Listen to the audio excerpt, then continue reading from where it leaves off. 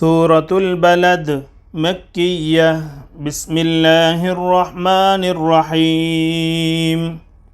لا أقسم بهذا البلد وأنت حل بهذا البلد ووالد وما ولد لقد خلقنا الإنسان في كبد أيحسب أن لن يقدر عليه أحد يقول أهلكت مالا لبدا أيحسب أن لم يره أحد ألم نجعل له عينين ولسانا وشفتين وهديناه النجدين فلاقتحم العقبة وما أدراك ما العقبة فك رقبة أو إطعام في يوم ذي مسغبة يتيما